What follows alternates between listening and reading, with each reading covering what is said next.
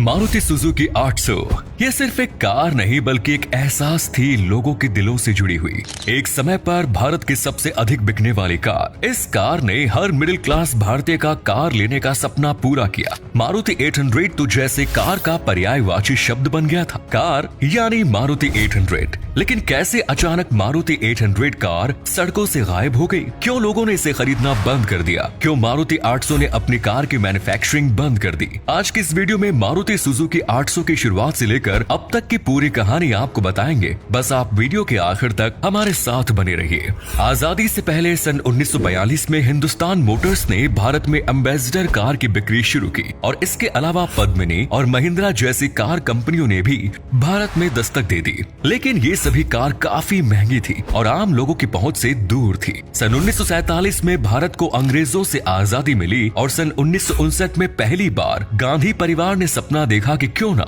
एक ऐसी कार बनाया जाए जिसे खरीदना भारतीयों के लिए आसान हो, हर भारतीय के लिए वो कार अफोर्डेबल हो सके। इंदिरा गांधी के बेटे संजय गांधी ने विदेश में रोल्स रॉयस कंपनी में जाकर 3 सालों तक काम किया और इस दौरान उन्होंने कड़ी रिसर्च भी की। जब वे वापस भारत लौटे तो एक सपने के साथ लौटे। वो सपना था भारतवासियों को उनकी सपनों की कार देने का। सन 1970 में इस प्रोजेक्ट पर काम शुरू होता है और 24 जनवरी सन 1981 में मारुति उद्योग प्राइवेट लिमिटेड की शुरुआत की जाती है। स्थापना के बाद मारुति कंपनी की ओर से अलग अलग विदेशी कंपनियों को कोलैबोरेशन के लिए लेटर भेजे गए, जिनमें फॉक्सवैगन, सुजुकी, मित्सुबिशी और निसान जैसी कंपनियों के नाम शामिल थे। इसी दौरान अन्य सभी कंपनियों के तो रिप्लाई भारत सरकार को मिल गए थे, लेकिन सुजुकी की ओर से कोई रिप्लाई भारत सरकार को नहीं मिला और ये बात मैगजीन व अखबारों में भी छा गई कि सुजुकी कंपनी ने भारत सरकार के लेटर का कोई रिप्लाई नहीं किया। ये खबर एक बार प्लेन में सफर करते हुए सुजुकी कंपनी के एमडी ने पढ़ ली और उन्हें न्यूज पढ़कर काफी हैरानी हुई, क्योंकि उन्हें ऐसे किसी लेटर के बारे में पता ही नहीं था। जब उन्होंने कंपनी में फोन करके लेटर के बारे में पूछा तो कंपनी के स्टाफ ने बताया कि हाँ, उन्हें एक ऐसा लेटर मिला था और इसके तुरंत बाद एमडी ने भारत सरकार को फोन किया और कोलैबोरेशन के लिए अपनी स्वीकृति प्रदान की। इसी के साथ सुजुकी कंपनी ने 21 करोड़ रुपयों का निवेश भी किया। सन 1982 में भारत सुजुकी कंपनी की स्थापना होती है और गाड़ियों की मैन्युफैक्चरिंग शुरू कर दी जाती है। करीब 13 महीनों की मेहनत के बाद 14 दिसंबर सन 1983 को हरपाल सिंह जी, वो जिन्होंने मारुति सुजुकी गाड़ी खरीदी थी और गाड़ी की चाबी तत्कालीन प्रधानमंत्री इंदिरा गांधी ने उन्हें हैंडओवर की थी। उस समय गाड़ी की कीमत 47,500 रुपए थी। इस कीमत में आज के समय में एक साधारण सी स्कूटी भी नहीं आएगी। ये गाड़ी हरपाल सिंह ने कभी नहीं बेची और जब तक वे जीवित रहे इसी गाड़ी से सफर किया। सन 1983 वैसे भी भारत के लिए यादगार था, क्योंकि इसी साल इंडिया ने अपना पहला क्रिकेट विश्व कप जीता। बहुत से लोग सोचते हैं कि कंपनी का नाम मारुति क्यों रखा गया। असल में ये नाम हनुमान जी के एक नाम पर रखा गया। वे पवन पुत्र भी कहे जाते हैं और सरकार चाहती थी कि एक ऐसी अफोर्डेबल कार देशवासियों को दी जाए जिससे आम आदमी भी हवा से बातें करते हुए सफर तय कर सके।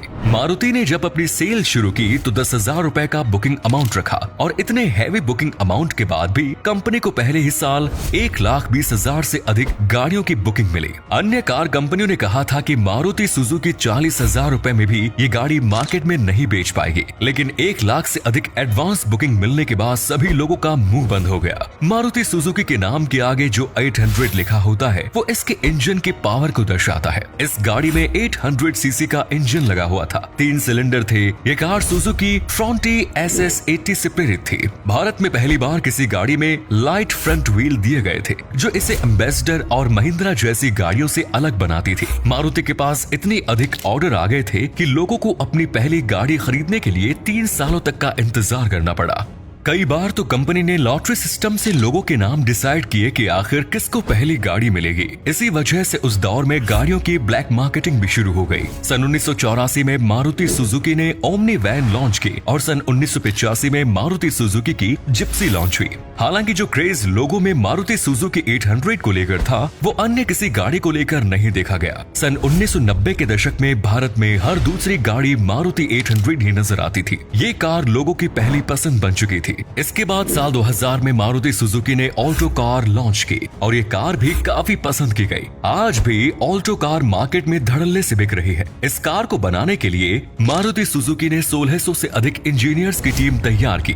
जिनका काम केवल रिसर्च एंड डेवलपमेंट का था। 12 से अधिक पेटेंट मारुति सुजुकी ने फाइल कराए। मारुति सुजुकी ने धीरे धीरे एक इकोसिस्टम डेवलप करना शुरू किया और मार्केट में अपनी पकड़ और मजबूत की। कंपनी ने लोगों को गाड़ी सिखाने के लिए मारुति ड्राइविंग स्कूल खोला, जिससे लोग गाड़ी सीख सके। अब जिस व्यक्ति ने सबसे पहले मारुति की गाड़ी सीखी हो, उसका हाथ उसी कार पर अच्छे से बैठेगा। साथ ही मारुति फाइनेंस और मारुति इंश्योरेंस कंपनी की शुरुआत भी की गई, जिससे लोग अपनी गाड़ियों का इंश्योरेंस करा सके और साथ ही रियायती दरों पर लोन लेकर गाड़ी खरीद सके। कंपनी ने एसेसरीज और पार्ट्स भी बनाने शुरू कर दिए, जिससे कोई भी खराबी होने पर लोग ओरिजिनल पार्ट डलवा सके। मारुति ने ऑटो कार्ड की भी शुरुआत की, जिसमें कोई भी पार्ट खरीदने पर या फिर सर्विस कराने पर कस्टमर्स को रिवॉर्ड पॉइंट्स दिए जाते थे और कस्टमर्स उन रिवॉर्ड पॉइंट्स के इस्तेमाल से डिस्काउंट प्राप्त कर सके। मारुति ने अपने डिस्ट्रीब्यूशन सेंटर्स बढ़ाने पर भी जोर दिया और देश के 1900 शहरों में 3000 से अधिक सेलिंग स्टेशंस खोल दिए। साथ ही श्रीलंका, बांग्लादेश, मोरक्को और कई यूरोपीय देशों में भी कार की बिक्री शुरू कर दी गई। लेकिन साल 2009 के बाद कंपनी की सेल डाउन होनी शुरू हो गई। लोगों के पास पैसा आने लगा और अब मार्केट में कई अट्रैक्टिव लुक वाली गाड़ियां दस्तक दे चुकी थी। नई जनरेशन को मारुति सुजुकी 800 अब पुरानी लगने लगी। साल 2009-10 में कंपनी की सेल में 3.7% की गिरावट दर्ज की गई। कंपनी को समझ आ गया था कि लोगों को अब उनकी गाड़ी में ज्यादा दिलचस्पी नहीं रही है। साल 2013 तक कंपनी द्वारा 2.87 मिलियन गाड़ियां बाजार में बेची जा चुकी थी, जिनमें से 2.66 मिलियन गाड़ी हिंदुस्तान में, तो वहीं बाकी गाड़ियां अन्य देशों में बेची गई। इसी दौरान भारत सरकार ने कुछ कानूनों में बदलाव किया और एमिशन नॉर्म्स बनाए, जिस कारण 13 शहरों में मारुति को अपना प्रोडक्शन बंद करना पड़ा था। अप्रैल 2010 में ही अधिकतर प्रोडक्शन बंद हो चुका था। साल 2014 में शिलोंग के एक डीलर ने मारुति की आखिरी गाड़ी खरीदी थी। मारुति सुजुकी 800 के बंद होने के और भी कई कारण थे। कंपनी ने अपनी गाड़ी में ज्यादा बदलाव नहीं किया। लोगों को ये गाड़ी एक डिब्बा गाड़ी जैसी लगने लगी।